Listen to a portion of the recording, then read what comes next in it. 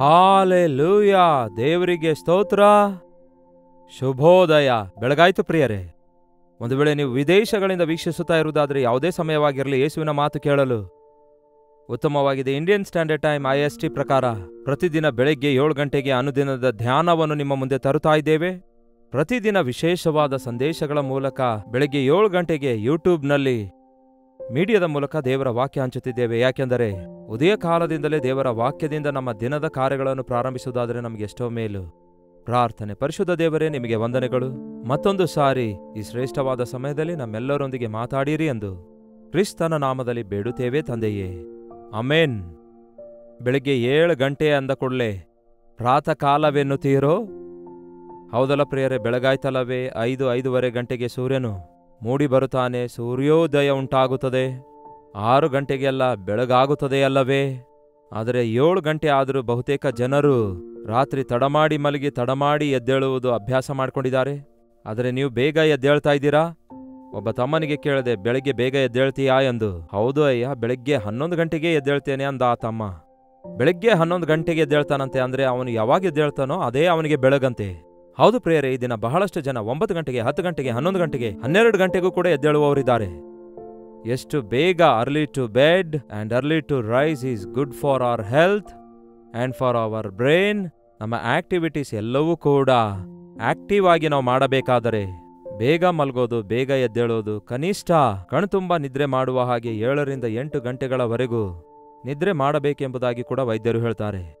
ನಾವು ಸಾಕಷ್ಟು ನಿದ್ರೆ ಮಾಡದೇ ಇರುವುದರಿಂದ ರೋಗ ವ್ಯಾಧಿಗಳು ಹೆಚ್ಚಾಗ್ತಾ ಇವೆ. ಗೊಂದಲಕ್ಕೆ ಒಳಗಾಗಿ ಬ್ರೈನ್ ಡೆಡ್ ಆಗುವ ಪರಿಸ್ಥಿತಿಗೆ ಸೇರುತ್ತಿದೆ. ಅದಕ್ಕಾಗಿಯೇ ಬೇಗನೆ ನಮ್ಮ ದಿನದ ಕೆಲಸ ಕಾರ್ಯಗಳನ್ನು ಮುಗಿಸಿಕೊಳ್ಳೋಣ, ಸಮಯವನ್ನು ಸದುಪಯೋಗ ಮಾಡಿಕೊಳ್ಳೋಣ, ಸಾಕಷ್ಟು ವಿಶ್ರಾಂತಿ ನಮ್ಮ ಶರೀರಕ್ಕೆ ಕೊಡೋಣ. ಅದರಿಂದ ಆಧ್ಯಾತ್ಮಿಕವಾಗಿಯೂ ಕೂಡ ಬಲಗೊಳ್ಳುತ್ತೇವೆ. ಯಾಕೆಂದರೆ ಆತ್ಮ ಸಿದ್ಧವಾಗಿದೆ, ಆದರೆ ಶರೀರ ಬಲಹೀನವಾಗಿದೆ ಎಂದಂತೆ ಆತ್ಮ ಎಷ್ಟೇ ಆತುರವುಳ್ಳದಾಗಿದ್ರೂ ಶರೀರ ಸಹಕರಿಸದೇ ಇದ್ದರೆ ನಾವು ದೇವರಿಗೋಸ್ಕರ ಏನು ಮಾಡ್ಲಿಕ್ಕಾಗೋದಿಲ್ವಲ್ಲ. ಈ ದಿನ ನೋಡೋಣ ಬನ್ನಿ, ಯೇಸು ಕ್ರಿಸ್ತನು ನಮಗೆ ಕಲಿಸಿರುವಂತಹ ಒಂದು ಒಳ್ಳೆ ಮಾದರಿ. ಮಾರ್ಕನ ಸುವಾರ್ತೆ 1ನೇ ಅಧ್ಯಾಯ 35ನೇ ವಚನ ಹೇಳುತ್ತದೆ, ಆತನು ಮುಂಜಾನೆಯಲ್ಲಿಯೇ ಎದ್ದು. ಯಾವಾಗ ಎದ್ದಿದ್ರಂತೆ ಯೇಸು? ಮುಂಜಾನೆಯಲ್ಲಿಯೇ ಎದ್ರು. ಮುಂಜಾನೆ ಅಂದ್ರೆ ನಾವು ಎದ್ದೇಳೋದೇ ಮುಂಜಾನೆ ಅಂದ್ಕೊಳ್ತೇವೆ, ಹಾಗಲ್ಲ. ಏನ್ ಹೇಳುತ್ತೆ ವಾಕ್ಯದಲ್ಲಿ? ಇನ್ನೂ ಮೊಬ್ಬಾಗಿರುವಾಗಲೇ, ಇನ್ನೂ ಬಹಳಷ್ಟು ಕತ್ತಲೆ ಇರುವಾಗಲೇ ಆತನು, ಮುಂಜಾನೆ ಅಂದ್ರೆ ಬೆಳಗ್ಗೆ 4 ಗಂಟೆಗೆ ಎದ್ದಿದ್ದಾರೆ ಎಂದರ್ಥ, ಇಲ್ಲವೇ 3 ಗಂಟೆಗೆ ಎದ್ದಿದ್ದಾರೆ ಎಂದರ್ಥ.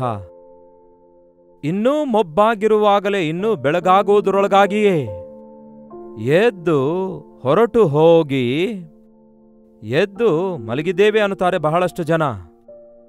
ಬೆಳಿಗ್ಗೆ ಎದ್ದೇಳ್ತೇನೆ ಅನ್ನುತ್ತಾರೆ, ಆದರೆ ಹಾಸಿಗೆಯಿಂದ ಕೆಳಗಿಳಿಯೋದಿಲ್ಲ. ಬಾಗಿಲು ಹಿಂಚಸುಗಳ ಮೇಲೆ ತಿರುಗುವುದು, ಸೋಮಾರಿ ಹಾಸಿಗೆ ಮೇಲೆ ಉರುಳಾಡುವನು ಎಂದಂತೆ. ಅಂದರೆ ಬಾಗಿಲುಗಳಿಗೆ ಈ ದಿನಗಳಲ್ಲಿ ಅಂತಹ ಬಾಗಿಲು ಯಾರಿಗೂ ಇಲ್ವಲ್ಲ. ಹಿಂಚಸ್ ಅಂದ್ರೆ ಒಂದು ರಿಂಗ್ ತರ ಇರುತ್ತೆ. ಬಾಗಿಲು ಈ ಕಡೆಯಿಂದ ಆ ಕಡೆ ತಿರುಗಿಸುವಾಗ ರಿಂಗ್ ಒಳಗಡೆ ತಿರುಗಾಡುತ್ತಾ ಇರುತ್ತೆ. ಹಾಗೆಯೇ ಸೋಮಾರಿ ಎದ್ದಾಗಿಯೂ ಕೂಡ ಮಂಚದಿಂದ ಕೆಳಗಿಳಿಯುವುದಿಲ್ಲ. ಇದು ಎಂದೇ ಆಗಲಿ ನೆನಪಿನಲ್ಲಿಟ್ಕೊಳ್ರಿ. ದಯವಿಟ್ಟು ನೀವು ಎಚ್ಚರಗೊಂಡ ಕೂಡಲೇ 1 ನಿಮಿಷ ಕೂಡ ಮಂಚದ ಮೇಲೆ ಇರಬೇಡಿ. ಆ ಮೊಬ್ಬು ಬಿಟ್ಟು ಹೋಗ್ಬೇಕಾದ್ರೆ ಎದ್ದು ನಡೆಯಬೇಕು, ಎದ್ದು ನಿಲ್ಲಬೇಕು. ಎದ್ದು ನಿಮ್ಮ ಮುಖ ತಣ್ಣೀರಿನಿಂದ ತೊಳೆದುಕೊಳ್ಳಿರಿ, ಬೇಕಾದ್ರೆ ಬಿಸಿ ನೀರಿನಿಂದ ತೊಳೆದುಕೊಳ್ಳಿರಿ. ನೀವು ಚಳಿಯಿರುವ ಇತರ ದೇಶದಲ್ಲಿ ಇರುವುದಾದ್ರೆ, ನೀವು ಯಾವಾಗ ಮುಂಜಾನೆಯಲ್ಲಿ ಎದ್ದೇಳುತ್ತೀರೋ ಎದ್ದ ನಂತರ ಹೊರಟು ಹೋಗಿ. ನಿದ್ರೆ ಮಾಡಿರುವ ಸ್ಥಳದಲ್ಲಿಯೇ ಪ್ರಾರ್ಥಿಸಬೇಕೆಂದು ಕೆಲವರು ಪ್ರಯತ್ನಿಸುತ್ತಾರೆ. ಸ್ವಲ್ಪ ಆ ಕೋಣೆಯಿಂದ ಹೊರಗೆ ಬನ್ನಿರಿ. ಸ್ವಲ್ಪ ನಿಮ್ಮ ಸುತ್ತಲೂ ಇರುವ ಆ ವಾತಾವರಣದಿಂದ ಪ್ರತ್ಯೇಕವಾಗಿ ಬನ್ನಿ. ಪರಲೋಕಕ್ಕೆ ಕನೆಕ್ಟ್ ಆಗಬೇಕಾದರೆ ನಾವು ಸ್ವಲ್ಪ ದೂರ ಬರಬೇಕು. ಈ ದಿನಗಳಲ್ಲಿ ನೋಡಿರಿ, ನಮ್ಮ ಸೆಲ್ಫೋನ್ ಬಹಳ ನೆಟ್ವರ್ಕ್ ಸರಿಯಾಗಿಲ್ಲದಿರುವಾಗ ಕೆಲಸ ಮಾಡಲ್ಲ. ಮುಖ್ಯವಾಗಿ ಅಂಡರ್ ಗ್ರೌಂಡ್ಸ್ನಲ್ಲಿರುವಾಗ, ಯಾವುದೋ ಮೂಲೆಯಲ್ಲಿರುವಾಗ ನೀವು ಕಿರ್ಚುತ್ತಾ ಇರುತ್ತೇವೆ, ಆ ಕಡೆ ಇರೋರು ಏನೋ ಸರಿಯಾಗಿ ಕೇಳಿಸಿಕೊಳ್ಳೋದಿಲ್ಲ. ಹಾಗಿರುವಾಗ ನಾವೇನ್ ಮಾಡ್ತೇವೆ ಹೇಳಿ? ಆ ಅಂಡರ್ ಗ್ರೌಂಡ್ನಿಂದ ಸ್ವಲ್ಪ ಹೊರಗೆ ಬಂದು, ಸಿಗ್ನಲ್ ಸ್ವಲ್ಪ ಚೆನ್ನಾಗಿ ದೊರಕುವ ಸ್ಥಳಕ್ಕೆ ಬಂದು ಅಲ್ಲಿ ಮಾತಾಡಿಕೊಳ್ಳುವ ಪ್ರಯತ್ನ ಮಾಡುತ್ತೇವೆ. ಹಾಗೆಯೇ ದೇವರೊಂದಿಗೆ ಮಾತಾಡಬೇಕಂದುಕೊಂಡಾಗ ನಾವು ಗಲ್ಬಿಲಿಯ ಮಧ್ಯದಲ್ಲಿದ್ದು, ನಿದ್ರೆಯ ಮೊಬ್ಬಿನಲ್ಲಿದ್ದು, ನಿರ್ಲಕ್ಷ್ಯದಲ್ಲಿದ್ದುಕೊಂಡು ಪರಲೋಕದ ದೇವರೊಂದಿಗೆ ಸಹವಾಸ ಹೇಗೆ ಮಾಡ್ಲಿಕ್ಕಾಗುತ್ತೆ? ನಾವು ಹೊರಗಡೆ ಬಂದು ನಾವು ಲೋಕದ ಸಮಸ್ಯೆಗಳಿಂದಲೂ ಮನೆಯ ಭಾರದಿಂದಲೂ ಮನಸ್ಸಲ್ಲಿರುವ ಬಾಧೆನೆಲ್ಲ ಸ್ವಲ್ಪ ಹೊತ್ತು ಪಕ್ಕಕ್ಕೆ ತಳ್ಳಿಹಾಕಿ. ಅದಕ್ಕೆ ಬೆಳಗ್ಗೆ ಬೇಗ ಎದ್ದೇಳಬೇಕು. ಬೆಳಗಾದ್ರೆ ಕೆಲಸ ಮಾಡಬೇಕು ಅಂತಾರೆ. ಹೌದು, ಬೆಳಗಾದ್ರೆ ಕೆಲಸಗಳಿರ್ತವೆ.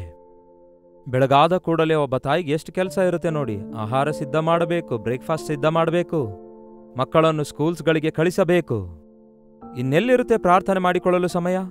ಪುರುಷರು ಕೂಡ ಈ ದಿನ ಕೆಲವರು ಸಿಟೀಸ್ಗಳಲ್ಲಿ ಇರುವಂಥವರು ಲಾಂಗ್ ಡಿಸ್ಟೆನ್ಸ್ ಟ್ರಾವೆಲ್ ಮಾಡಿ ಅವರು ಡ್ಯೂಟಿಗೆ ಹೋಗಬೇಕಾದಾಗ 2-3 ಗಂಟೆ ಮುಂಚಿತವಾಗಿಯೇ ಹೊರಡುತ್ತಾರೆ.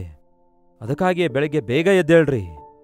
ನಿದ್ರೆ ಸ್ವಲ್ಪ ಕಟ್ ಮಾಡಿರಿ. ಕಟ್ ಮಾಡುವುದರ ಬದಲಿಗೆ ರಾತ್ರಿ ಸ್ವಲ್ಪ ನಿದ್ದೆ ಹೆಚ್ಚಿಸಿಕೊಡ್ರಿ. ಅಂದ್ರೆ ಬೇಗನೆ ಮಲಗಿಕೊಳ್ರಿ. ಅಂದರೆ ನೀವೇ ನಿಮ್ಮ ಸಮಯವನ್ನು ಸರಿಯಾಗಿ ಸರಿಪಡಿಸಿಕೊಳ್ಳಿರಿ.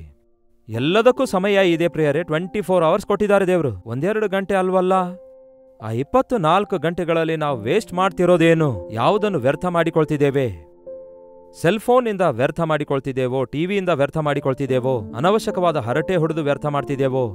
ಅನವಶ್ಯಕವಾದವುಗಳನ್ನು ನೋಡುತ್ತಾ ಇದ್ದೇವೋ? ಅನವಶ್ಯಕವಾಗಿ ಸೋಮರಿತನದಿಂದ ಅಲಕ್ಷ್ಯತನದಿಂದ ಮೊಬ್ಬಾಗಿರುತ್ತಾ ಇದ್ದೇವೋ ಎಂದು ಚೆಕ್ ಮಾಡಿಕೊಳ್ಳಿ. ಮೊಬ್ಬುತನ ಹೋಗಬೇಕಾದ್ರೆ ಮೊಳಕಾಲೂರಿ ಪ್ರಾರ್ಥಿಸಿರಿ.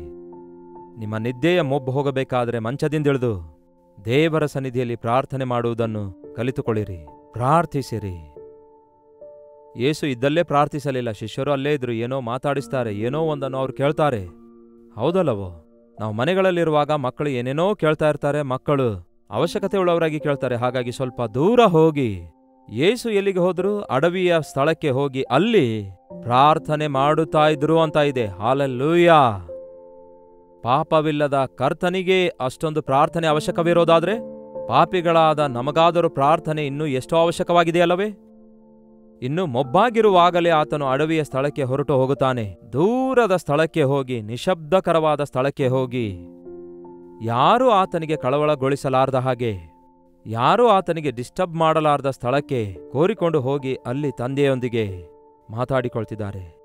ನಮ್ಮ ಜೀವಿತದಲ್ಲಿ ಎಷ್ಟೇ ವಿಧದಲ್ಲಿ ನಮ್ಮನ್ನು ನಾವು ಮಾರ್ಪಡಿಸಿಕೊಳ್ಳಬೇಕಾದರೂ ಬಲಪಡಿಸಿಕೊಳ್ಳಬೇಕಾದರೂ ಸುಮ್ಮನೆ ನಾವು ವಾಗ್ದಾನ ಮಾಡಿಕೊಳ್ಳುವುದಾದರೆ, ಇಲ್ಲವೇ ಕೆಲವೊಂದು ಸಣ್ಣ ಸಣ್ಣ ಸಂಗತಿಗಳನ್ನು ಬಿಡಬೇಕೆಂದು ಪ್ರಯತ್ನಿಸುವುದಾದರೆ ಅದು ಸಾಧ್ಯವಾಗದೇ ಇರಬಹುದೇನೋ. ಆದರೆ ಕರ್ತನ ಸನ್ನಿಧಿಯಲ್ಲಿ ಪ್ರಾರ್ಥನೆ ಮಾಡುವಾಗ ಅಸಾಧ್ಯವಾದವುಗಳನ್ನು ದೇವರು ಸಾಧ್ಯಗೊಳಿಸುತ್ತಾರೆ. ನಿಮ್ಮ ಜೀವಿತದಲ್ಲಿ ಸೋಲು ಇರುವುದಾದರೆ, ಕೊರತೆ ಇರುವುದಾದರೆ, ಬಾಧೆ ಇರುವುದಾದರೆ, ತೀರದ ವ್ಯಥೆ ಇರುವುದಾದರೆ ಅವುಗಳ ವಿಷಯದಲ್ಲಿ ನೀವು ದೇವರಿಗೆ ಭಿನ್ನವಿಸಿಕೊಳ್ಳಲಿಲ್ಲವೆಂದರ್ಥ. ಅವುಗಳಿಗೆ ಕಾರಣವಾಗಿರುವಂತಹ ವಿಷಯಗಳನ್ನು ಗುರುತಿಸಿ ಅವುಗಳನ್ನು ಒಪ್ಪಿಕೊಂಡು ಬಿಟ್ಟು ಬಿಡೋದಾದರೆ ಯೇಸು ನಮ್ಮನ್ನು ಶುದ್ಧೀಕರಿಸಿ ನೂತನ ಬಲ ಕೊಡುವುದಕ್ಕಾಗಿ ಸಿದ್ಧವಾಗಿದ್ದಾರೆ. ಪ್ರಾರ್ಥನೆ ಒಂದು ಆಚಾರವಲ್ಲ, ದೇವರೊಂದಿಗೆ ಸಂಭಾಷಿಸಿಕೊಳ್ಳುವಂಥದ್ದಾಗಿದೆ, ದೇವರೊಂದಿಗೆ ಸಹವಾಸ ಮಾಡುವಂಥದ್ದಾಗಿದೆ, ದೇವರ ಮುಂದೆ ಹೇಗಿದೆ ಎಂದು ಪರಿಶೀಲಿಸಿಕೊಳ್ಳುವಂಥದ್ದಾಗಿದೆ. ಆನಂತರ ದೇವರಿಗೆ ನಮ್ಮ ಬಾಧೆ ಕಷ್ಟ ಹೇಳಿಕೊಳ್ಳುವಂಥದ್ದಾಗಿದೆ. ನಮ್ಮ ಪ್ರಾರ್ಥನೆ ಆತನು ಕೇಳುವಾತನಾಗಿದ್ದಾನೆ. ಪ್ರಾರ್ಥನೆ ಕೇಳುವ ದೇವರಾಗಿದ್ದಾರೆ. ಒಂದೇ ಸಾರಿ ಎಷ್ಟು ಜನ ಎಷ್ಟೋ ಸ್ಥಳಗಳಿಂದ ಪ್ರಾರ್ಥನೆ ಮಾಡಿದರೂ ಕೂಡ ಎಲ್ಲರಿಗೂ ಉತ್ತರ ಕೊಡಬಲ್ಲ ಅತ್ಯಂತ ಅನಂತ ಕಾಲದ ದೇವರಾಗಿದ್ದಾರಲ್ಲವೇ? ಖಚಿತವಾಗಿಯೂ ನಮ್ಮ ಪ್ರಾರ್ಥನೆಗೆ ಉತ್ತರ ಕೊಡ್ತಾರೆ. ಆತನು ಏಕಾಂತವಾಗಿ ಹೋಗಿ ಪ್ರಾರ್ಥಿಸಲು ಆರಂಭಿಸಿದನು. ನಮಗೂ ಪ್ರಾರ್ಥನೆ ಮಾಡಲು ಆಸೆ ಇದೆ, ಆದರೆ ಪ್ರಾರ್ಥಿಸಲು ಆಗುತ್ತಾ ಇಲ್ಲ ಎಂದು ಕೆಲವರು ಹೇಳ್ತಾ ಇರ್ತಾರೆ. ಟೈಮ್ ಇಲ್ಲ ಎಂದು ಹೇಳ್ತಿರ್ತಾರೆ. ಪ್ರಾರ್ಥಿಸುವಾಗಲೇ ಕೆಲಸಗಳು ಬರ್ತವೆ ಎಂದು ಹೇಳ್ತಾ ಇರ್ತಾರೆ. ಪ್ರಾರ್ಥಿಸುವಾಗ ನಿದ್ರೆ ಬರುತ್ತೆ ಎಂಬುದಾಗಿ ಕೂಡ ಹೇಳುವಂಥವರಿದ್ದಾರೆ. ಕರೆಕ್ಟೇ. ನಮ್ಮ ಪ್ರಾರ್ಥನೆಗೆ 3 ಮುಖ್ಯವಾದ ಶತ್ರುಗಳಿದ್ದಾರೆ, ವೈರಿಗಳಿವೆ. ಒಂದು, ಆಟಂಕ ಉಂಟು ಮಾಡೋದು. ಯಾಕೆಂದರೆ ನಾವು ಪ್ರಾರ್ಥಿಸುವುದು ಸೈತಾನನಿಗೆ ಇಷ್ಟವಿಲ್ಲ. ನೀವು ಪ್ರಾರ್ಥನೆ ಮಾಡಲಾರದಂತೆ ಇರುವುದಕ್ಕಾಗಿ ನಾನಾ ವಿಧವಾಗಿ ಸೈತಾನನು ಪ್ರಾರ್ಥಿಸ್ತಾನೆ. ನಮಗೆ ಮಕ್ಕಳ ಮೂಲಕ ಮತ್ತು ಸುತ್ತಲೂ ಇರುವ ವಾತಾವರಣದ ಮೂಲಕ, ಹೀಗೆ ಒಂದಲ್ಲ ಒಂದು ಕಾರಣದಿಂದ ನಿಮಗೆ ಡಿಸ್ಟ್ರಾಕ್ಟ್ ಮಾಡುವ ಪ್ರಯತ್ನ ಮಾಡುತ್ತಾನೆ. ನೀವು ಮೊಳಕಾಲೂರಿ ಪ್ರಾರ್ಥಿಸುವಾಗ ಅವನು ಸೋತು ಹೋಗ್ತಾನೆ. ಅದಕ್ಕಾಗಿಯೇ ಆಟಂಕ ಪಡಿಸ್ತಾನೆ. ಅದಕ್ಕಾಗಿಯೇ ಆಟಂಕಗಳನ್ನು ಎದುರಿಸುವುದಕ್ಕಾಗಿ ನೀವು ಏಕಾಂತವಾಗಿ ಹೋಗುವುದನ್ನು ಕಲಿತುಕೊಳ್ಳಬೇಕು. ನೀವು ಆಟಂಕಗಳನ್ನು ಎದುರಿಸಬೇಕಂದುಕೊಂಡಾಗ ಆ ವಾತಾವರಣವನ್ನು, ಆ ಸಮಯವನ್ನು ನೀವು ಸರಿಯಾದ ರೀತಿಯಲ್ಲಿ ನಿರ್ಣಯಿಸಿಕೊಳ್ಳಬೇಕು.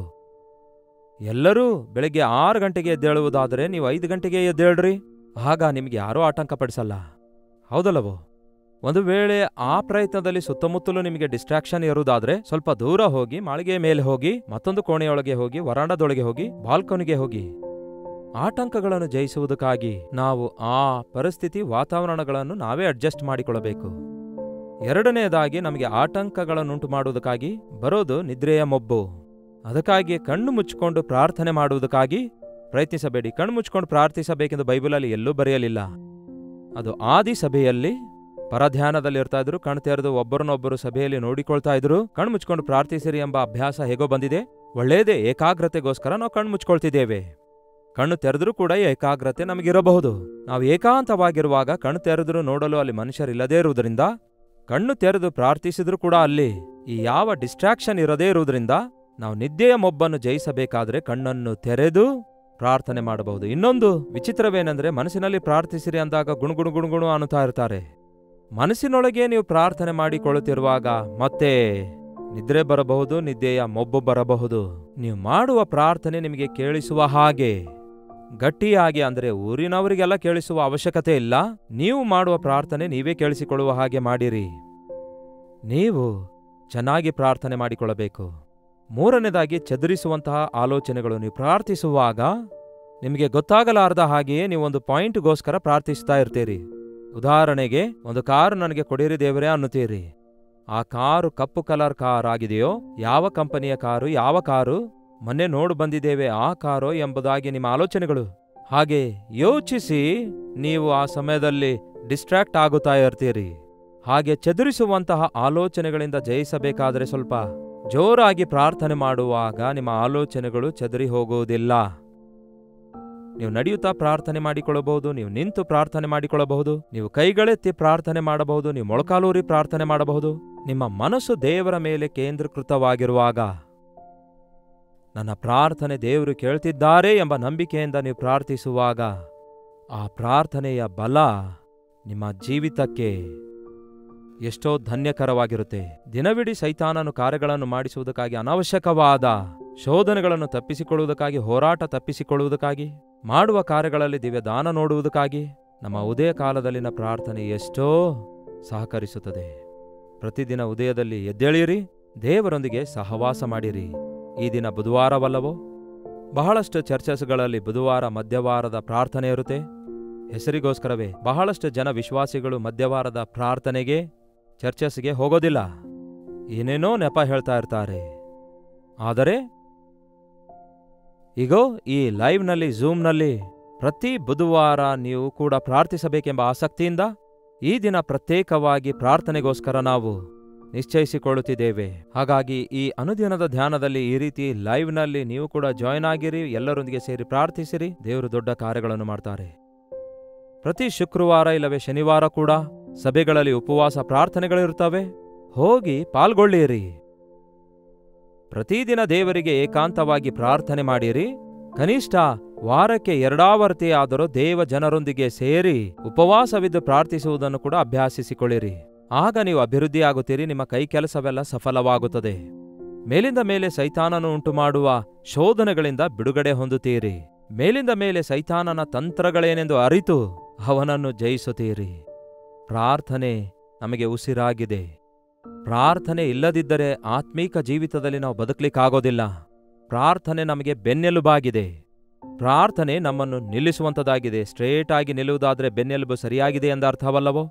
ನಾವು ಸೈತಾನನಿಗೆ ಒಳಗಾಗದೆ, ಯಾವ ಕಡೆ ಗಾಳಿ ಬೀಸುತ್ತೋ ಆ ಕಡೆ ಬಾಗಲಾರದೆ ಧೈರ್ಯದಿಂದ ನಿಲ್ಲಬೇಕಾದರೆ, ನೀತಿವಂತನು ಸಿಂಹದ ಹಾಗೆ ಧೈರ್ಯದಿಂದ ನಿಲ್ಲುವನು. ಅಂದರೆ ಕ್ರಿಸ್ತನ ರಕ್ತದಿಂದ ತೊಳೆಯಲ್ಪಟ್ಟು ನೀತಿವಂತರಾಗಿ ಮಾಡಲ್ಪಟ್ಟ ನಾವು ಪ್ರಾರ್ಥನೆ ಬಲದಿಂದ ಎಷ್ಟೇ ಜನ ಗೊಲಿಯಾತರನ್ನು ನಾವು ಎದುರಿಸಬೇಕಾದರೂ ಹಿಂದೆ ಹೆಜ್ಜೆ ಹಾಕದೆ, ಆ ದಿನದ ದಾವೀದನ ಹಾಗೆ ವಿಶ್ವಾಸದೊಂದಿಗೆ, ಪ್ರಾರ್ಥನೆಯೊಂದಿಗೆ ಸೈತಾನನನ್ನು ಜಯಿಸುವವರಾಗಿರುತ್ತೇವೆ.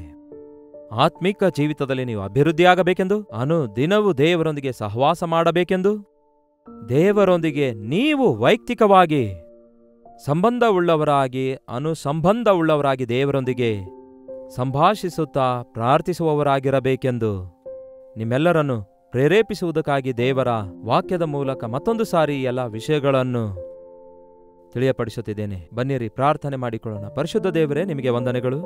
ನಮಗೆ ಪ್ರಾರ್ಥಿಸುವುದನ್ನು ಕಲಿಸಿರಿ. ಪ್ರತಿದಿನ ನಮ್ಮ ದೇಹಕ್ಕೆ ಆಹಾರ ಎಷ್ಟು ಅವಶ್ಯಕವಾಗಿದೆಯೋ, ನಮ್ಮ ಆತ್ಮಕ್ಕೂ ನಿಮ್ಮೊಂದಿಗಿನ ಸಹವಾಸ ಅಷ್ಟೇ ಅವಶ್ಯಕವಾಗಿದೆ ಎಂದು ಗುರುತಿಸಿ ಏಕಾಂತವಾಗಿ ಪ್ರಾರ್ಥಿಸುವುದಕ್ಕಾಗಿ, ಒಬ್ಬಂಟಿಗರಾಗಿ ಪ್ರಾರ್ಥಿಸುವುದಕ್ಕಾಗಿ ನಿಮ್ಮೊಂದಿಗೆ ಸಹವಾಸ ಮಾಡುತ್ತಾ ನಮ್ಮ ಬದುಕನ್ನು ಸರಿಪಡಿಸಿಕೊಳ್ಳುವುದಕ್ಕೂ ಮೇಲಿಂದ ಮೇಲೆ ಆತ್ಮಿಕ ಬಲ ಹೊಂದಿ ಸೈತಾನನನ್ನು ಎದುರಿಸುವುದಕ್ಕೆ ನಿಮ್ಮ ಕೃಪೆ ದಯಪಾಲಿಸಿರಿ ಎಂದು ಕ್ರಿಸ್ತನ ನಾಮದಲ್ಲಿ ಬೇಡುತ್ತೇವೆ ತಂದೆಯೇ, ಆಮೇನ್.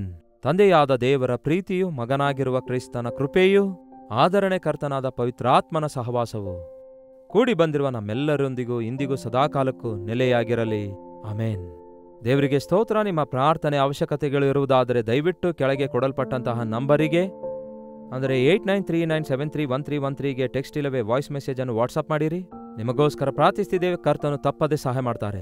ಕರ್ತನ ಚಿತ್ತವಿರುವುದಾದರೆ ಮತ್ತೆ ನಾಳೆ ಬೆಳಿಗ್ಗೆ 7 ಗಂಟೆಗೆ ಯೂಟ್ಯೂಬ್ ಲೈವ್ನಲ್ಲಿ ವಿಶೇಷವಾದಂತಹ ಈ ಅನುದಿನದ ಕಾರ್ಯಕ್ರಮದಲ್ಲಿ ಭೇಟಿಯಾಗೋಣ. ಎಲ್ಲರೂ ಜಾಯ್ನ್ ಆಗಿರಿ. ಅಲ್ಲಿವರೆಗೂ ದೇವರ ಮಹಾಕೃಪೆ ನಿಮ್ಮೆಲ್ಲರೊಂದಿಗಿರಲಿ.